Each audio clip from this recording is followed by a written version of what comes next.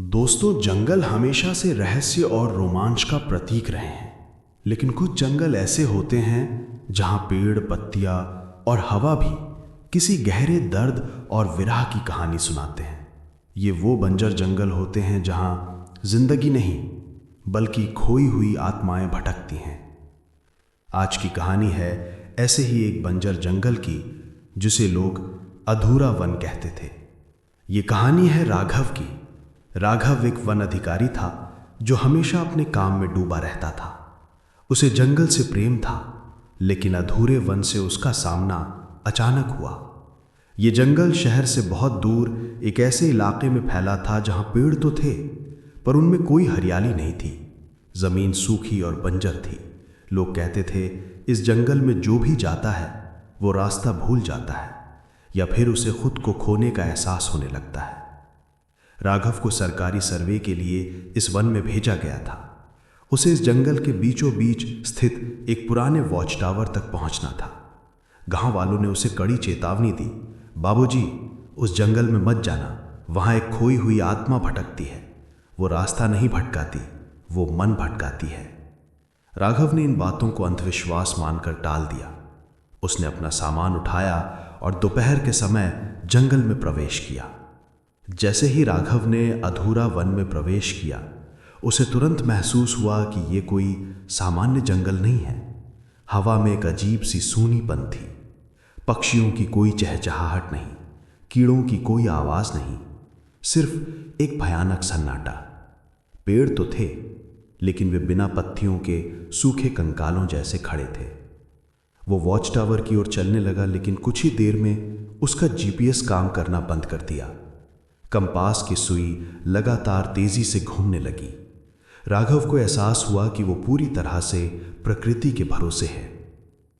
राघव को प्यास लगी, उसने बोतल से पानी पिया।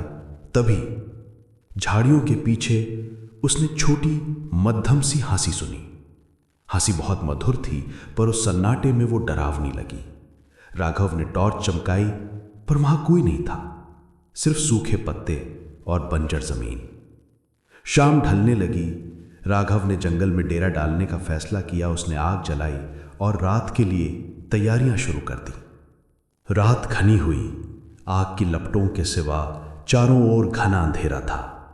राघव को ठंड लग रही थी, लेकिन ये ठंड बाहरी नहीं, अंदरूनी थी। उसे लग रहा था जैसे वो अकेला नहीं है।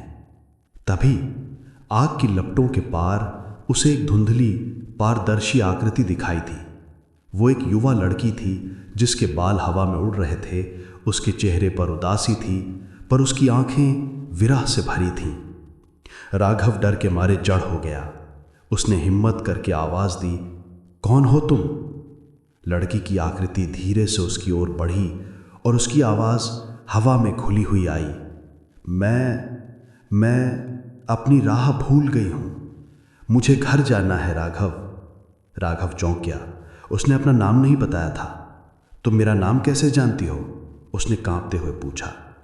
आकृति ने कोई जवाब नहीं दिया, बस अपनी बाहें आगे बढ़ाईं जैसे वो मदद मांग रही हो। उसकी आंखों में इतना गहरा दुख था कि राघव का डर करुणा में बदलने लगा। वो कोई दुष्ट आत्मा नहीं, बल्कि कोई खोया हुआ प्रेम लग रही थी। अगली सुबह लड़की की आकृति गायब हो चुकी थी। राघव ने रात की घटना को एक भयानक सपना मानने की कोशिश की, पर आग के पास जमीन पर एक चीज पड़ी थी, एक पुराना जला हुआ लॉकेट। राघव ने लॉकेट उठाया। वो आधा जला हुआ था, लेकिन उसमें अंदर एक छोटी तस्वीर थी। तस्वीर में एक लड़का और एक लड़की थे। वो खुद राघव और वही लड़की जो रात में उसे दिखाई दी थी। राघव का माथा घूम गया। उसे कुछ भी याद नहीं आ रहा था। उसके दिमाग में जबरदस्ती कुछ पुरानी यादें भरने की कोशिश की जा रही थी, पर सब धुंधला था। उसे लगा जैसे उसके जीवन का एक महत्वपूर्ण हिस्सा मिटा दिया गया है। वो वॉच टावर की ओर भागा। वो जानता था कि उस टावर में उसे अपने अतीत का कोई सुराग जरूर मिलेगा।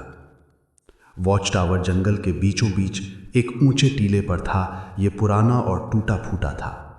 टावर के अंदर मेज पर धूल भरी एक डायरी पड़ी थी। जैसे ही राघव ने डायरी खोली, सच्चाई उसके सामने आ गई। ये डायरी उसी लड़की की थी जिसका नाम नेहा था। डायरी में नेहा और राघव की प्रेम कहानी लिखी थी। वो दोनों गहरे प्रेम में थे और इसी जंगल में भविष्य के सपने बुनते थे। लेकिन राघव वन अधिकारी बनने के बाद काम के दबाव में नेहा को भूलने लगा। नेहा ने लिखा था कि राघव को धीरे धीरे उसकी परवाह नहीं रही और प्रेम की आग बुझ गई। 1 साल पहले इसी वॉच टावर पर नेहा ने राघव का इंतजार किया। वो इंतजार करती रही पर राघव नहीं आया। विरह और अकेलेपन से टूटकर नेहा ने टावर से कूदकर आत्महत्या कर ली थी। लेकिन सबसे भयानक हिस्सा डायरी का आखिरी पन्ना था।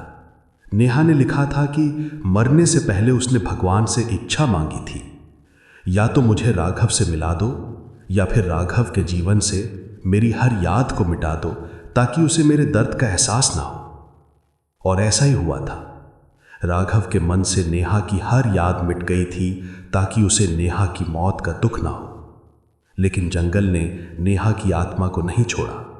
उसकी आत्मा वहीं खोई रही, इंतजार करती रही और उसने राघव की यादों को अपने पास कैद कर लिया। ये जंगल बंजर इसलिए था क्योंकि यह अधूरे प्रेम और अनसुलझे विरह का प्रतीक बन गया था। सच्चाई जानने के बाद राघव का दिल फट गया। वो वॉच टावर की रेलिंग पर बैठकर रोने लगा।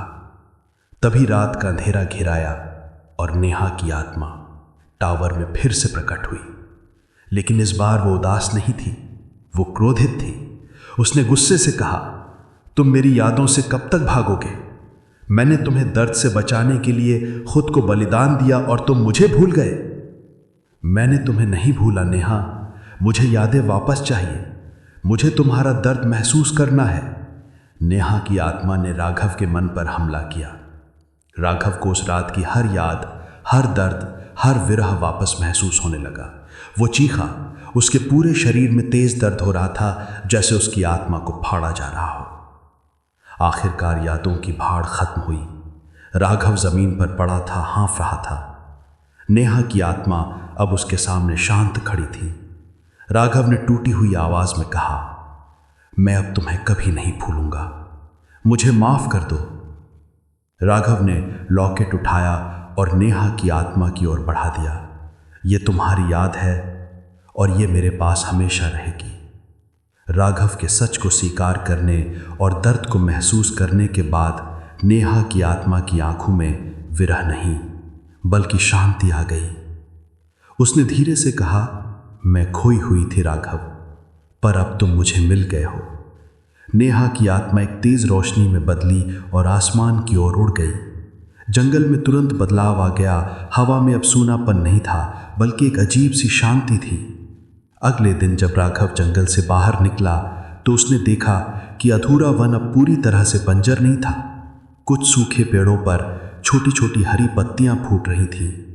राघव शहर लौट आया, पर वो पहले वाला राघव नहीं था। उसने अपनी नौकरी छोड़ दी और अपना पूरा जीवन खोई हुई यादों को समेटने में लगा दिया। वो जानता था कि नेहा की आत्मा को मुक्ति मिल गई थी, पर उसकी आत्मा अब भी उस बंजर जंगल में कहीं ना कहीं खोई हुई थी। और हाँ, लोग आज भी कहते हैं कि अधूरा वन में रास्ता भटकने वालों को अब कोई डरावनी चीज़ नहीं मिलती। उन्हें सिर्फ एक चीज़ मिलती है, पुराने अनसुलझे प्रेम का एहसास। क्योंकि कुछ आत्माएं डर से नहीं भटकती बल्कि प्यार के अधूरेपन से भटकती हैं।